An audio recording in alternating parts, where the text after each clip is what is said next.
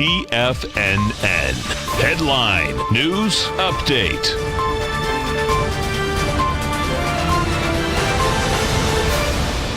Good afternoon, folks. We've got the this is 1 p.m. update, by the way. We've got the Dow trading up 13 points, S&P off a couple. NASDAQ 100 is down 26 points. That's the leader to the downside, down about 0.4%. Spot volatility index, really, I guess you could say would be the leader. That's off nearly 0.7%, but that's only 10 cents to the downside. Don't expect too much price action between now and the release of the Fed minutes at about 2 o'clock out here. So I wouldn't read too much into the numbers.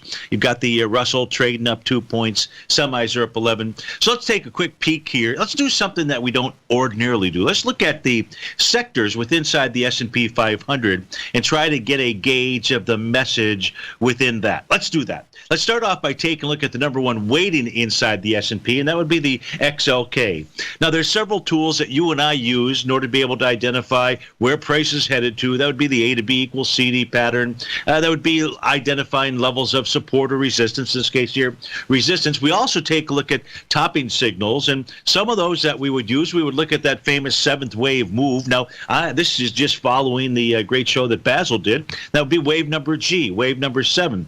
If we take a look at the XLK, it may have entered wave number 7 out there. Today could also be day number 6 in the Tom DeMark setup system, but that needs several more days out here. So you do have a potential of a topping signal inside of the XLK. You think I'm just fooling you? Can't be.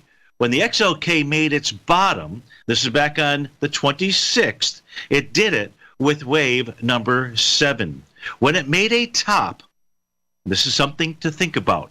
When it made its top out here, and we're talking about the all-time high top out here on October 4th, it was singing in the key of G. So is the third time going to be a charm? And by the way, today doesn't have to be G. Yesterday was G. It just carried over. Tomorrow could be G. It could be singing in the key of Kenny G here for a little while. But the XLK, that sector, number one sector inside the S&P 500, is this just a coincidence or what? Yeah. Well, we're going to find out soon enough. Hey, by the way, I know we only got to one of those sectors. Stay tuned for the Trader's Edge. We'll go take a look at the other sectors in the S&P 500. I think, and I had just noticed that XLK, 3 Gs. Steve Rhodes, thanks for being here. Stay tuned for my show. If not, have a great day, folks.